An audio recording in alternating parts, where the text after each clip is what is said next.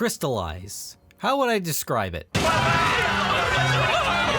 15th season of Ninjago is probably the most controversial season of the show. Like, there's a lot of things that have been critiqued to death about this season. Bringing back Nia so soon after Seabound, the Overlord being the main villain, Wu's character, Among Us. It seems we have an imposter among us.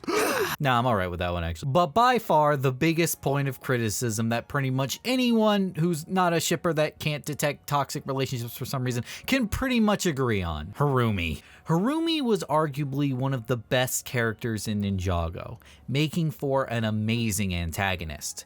After losing her parents to the Great Devourer all the way back in Season 1, it was such a traumatic event that she just couldn't walk away from, even basing herself off of one of the nurses calling her the Quiet One, which she would then use as an alias, and even her admittedly well-executed master plan of playing the part of an innocent princess to get close to the ninja, and even having Lloyd fall for her, which wasn't part of the plan. With that variable, it was the perfect plan. Why would you ever assume that the dear Jade Princess who gives food to those in need would turn out to be the villain? In fact, the greatest villain. One you never even knew was there in the first place. It made for the perfect plan, not just for strategy, but for revenge. Harumi bringing back Lord Garmadon, the one that arguably did stop the Great Devourer, which was an excellent circle back to Season 2, by the way. We're the guys that just saved the city from that giant snake. Am I looking at Lord Garmadon? But what would be the ultimate way to get back at the Green Ninja for not saving your parents? Bringing back his, but only the bad side. And with the addition of Lloyd winding up liking her in the end, which wasn't even planned, it was just a cherry on top. This is between us! No, Lloyd. There was never anything between us. Stop! He's already dead. She did not pull her punches. Holy moly, that was personal. She already stabbed his heart. That's just slowly turning the knife to make sure he can still feel the pain. Thankfully, she gets a little bit of what's coming to her when raising Lord Garmadon ultimately fails. And then trying to play the innocent card again with Lloyd staying headstrong and telling her to save it for someone who cares. And makes Lloyd question his trust. Until Garmadon actually does crawl his way back from the cursed realm and frees Harumi, and she enjoys every single second of it. Lloyd eventually making his way to face Garmadon, Harumi letting him in, and broadcasting the fight live on every single screen in Ninjago so that everyone can watch. And they do. They see Garmadon take Lloyd out in a moment that I will never forget.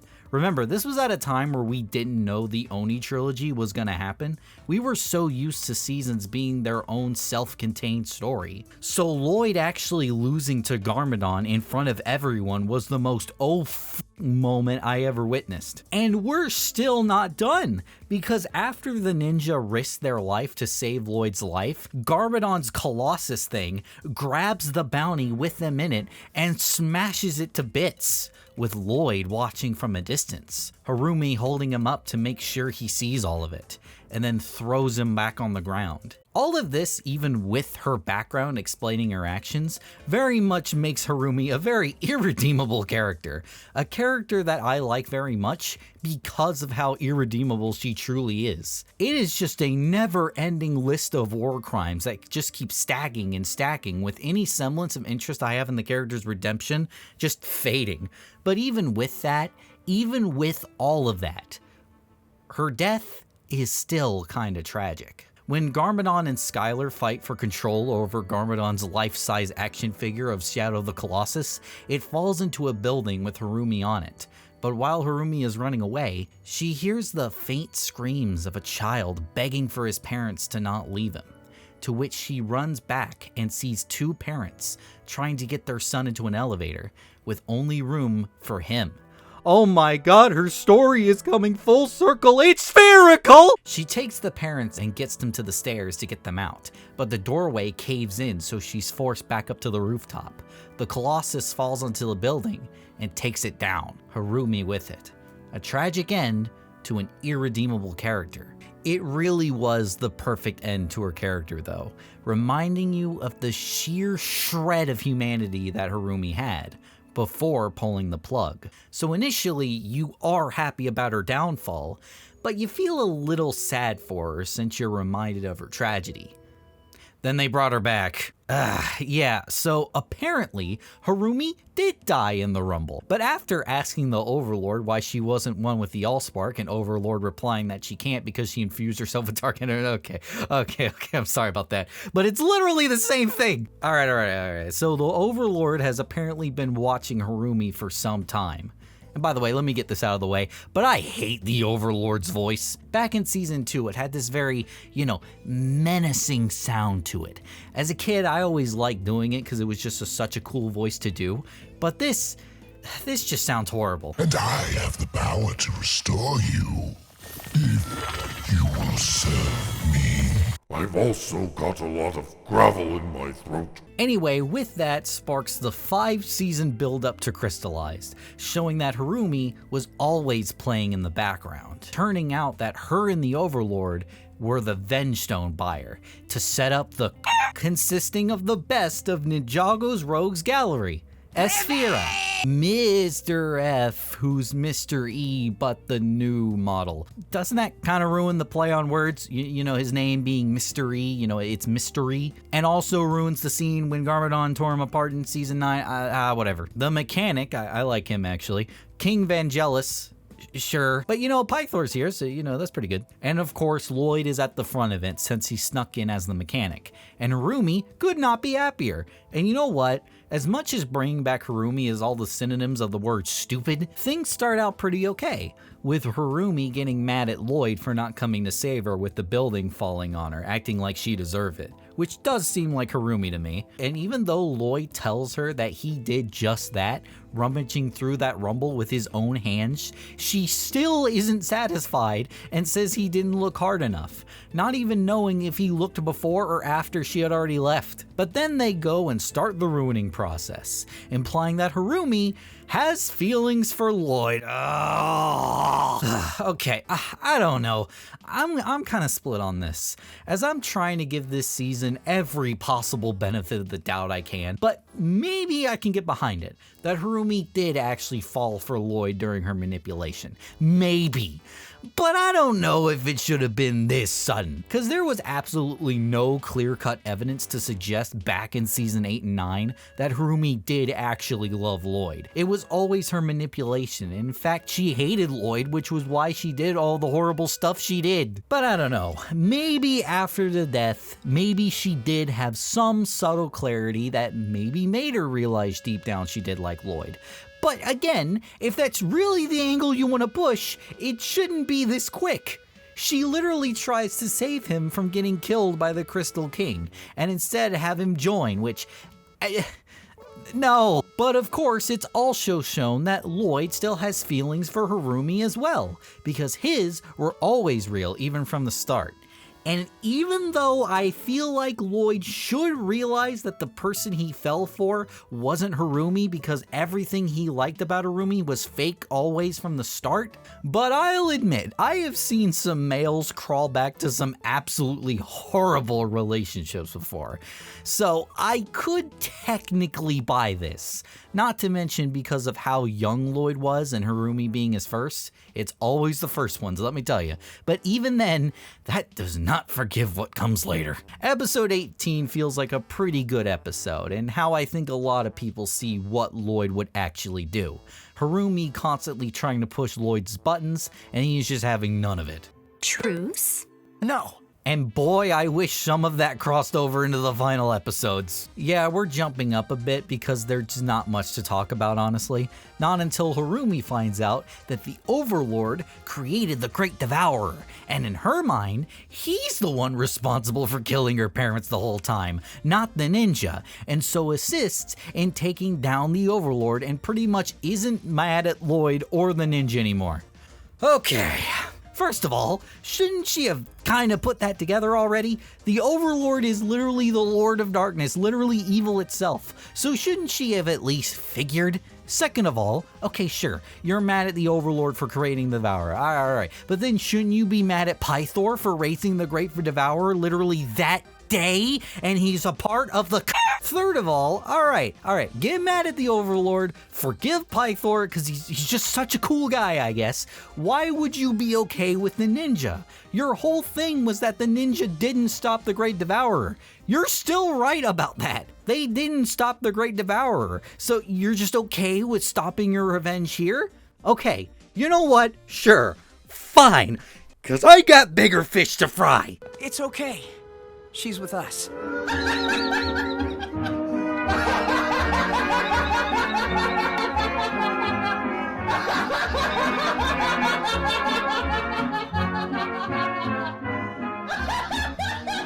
All right, so there's layers to this, but I think we can get the obvious out of the way.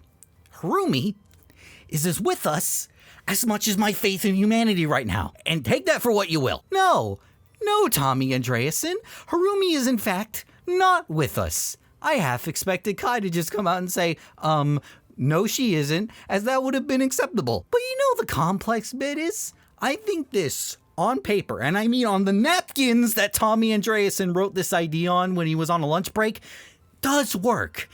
As much as Harumi did do unforgivable things to Lloyd, I do think that Lloyd would still kind of vouch for her at the end of the day, because yeah, Lloyd does want to see the good in everyone. And if Harumi did turn good all of a sudden, then yeah, he probably would stop the ninja from, throwing hands or whatever.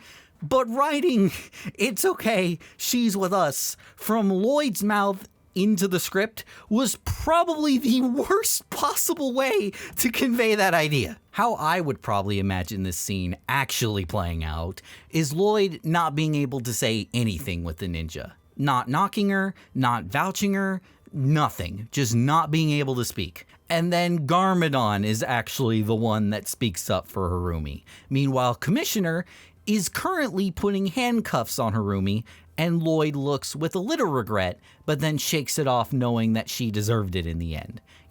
Kind of like a more accepting scene of events to what happened back in Season 8 originally, you know what I mean? I think this shows the problem with Ninjago's finale as a whole. It so desperately wants to come off as a happy ending, everything being tied up in a nice little bow, but it's just not that simple. And I understand why. Tommy Andreasen said himself that he views these characters as his own children. And I mean, yeah, he's producing this series for years now, I get it. But that doesn't mean you get to end everything on such a happy note. Or if you want to do that, maybe don't bring in the characters that in no way deserve one. This whole thing was a mess, plain and simple. It all comes to this core problem of this whole entire thing that I'm talking about right now. Harumi shouldn't have been brought back. Not only did her story end in a fantastic manner, literally the most perfect and satisfying conclusion to a character like this, but any attempt at bringing her back doesn't result in a happy ending. No matter what, I'm always gonna hate her for what she did. And Lloyd should as well, especially Lloyd. Harumi and Lloyd shouldn't go off into the sunset with sunshine and rainbows, figuring things out and having a relationship. Because that's not Harumi's character, and Lloyd knows that. And so should you. But since this hand has been dealt, should Dragons Rising revisit this concept? Honestly, yeah, I think it should. And you know what they should do? Absolutely retcon the whole thing. I don't care who objects to it, it's just get rid of it. In my opinion, I think Lloyd and Harumi should meet up again in the future, just for a single episode.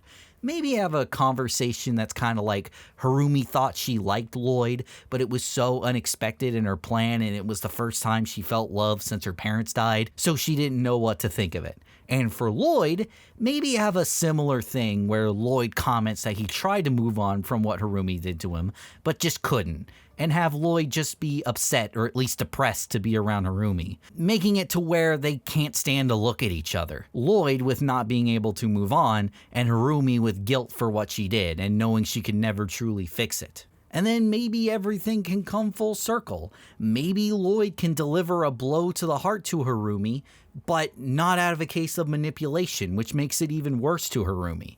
And maybe have Harumi sacrifice herself and make it permanent this time. I don't know. Am I supposed to be coming up with ideas? You shouldn't have brought her back in the first place. But I don't really know. That's all I got. What do you think about Lloyd and Harumi? Do you think there's room for Lloyd to forgive her? Do you think there's room for Lloyd and Harumi? There isn't. And what do you think they should do with Lloyd and Harumi in Dragons Rising? Let me know down in the comments below. And thanks for watching, and I'll see you next time.